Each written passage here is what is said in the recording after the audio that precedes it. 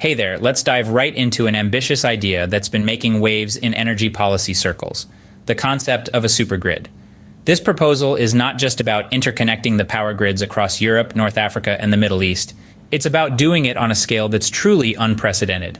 Supergrids aren't a novelty, but this envisaged grid is unique in its sheer size and its focus on unlocking untapped renewable energy potential.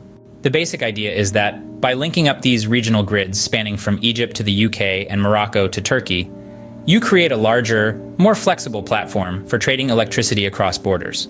So why would countries want to do this? Well, it comes down to balancing out supply and demand to everyone's benefit.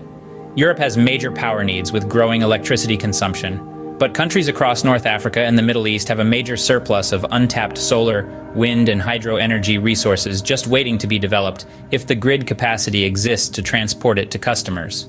Morocco, for example, has only tapped a fraction of its immense wind and solar capabilities, but has relatively limited local demand.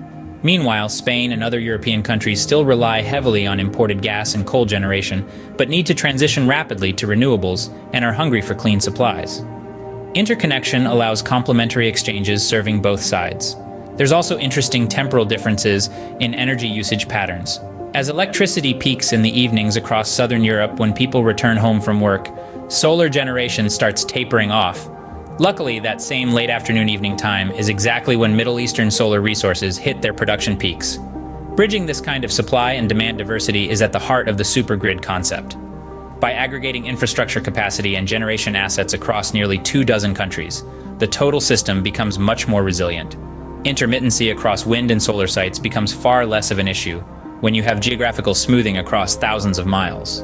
Now, logically, this all makes sense, but the politics and technical execution involved in developing new transmission corridors and underwater cables spanning across national jurisdictions is extremely complex, requiring unprecedented cooperation between multiple authorities. That's why progress needs lots of visionary thinking combined with creative financing solutions to make the numbers work.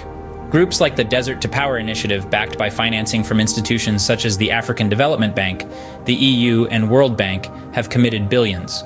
But fully realizing the integration vision could require well over 100 billion euros in investments throughout the coming decades. So in summary, interconnecting power grids across Europe, the Middle East, and North Africa via a supersized renewable energy trading network seems ambitious, but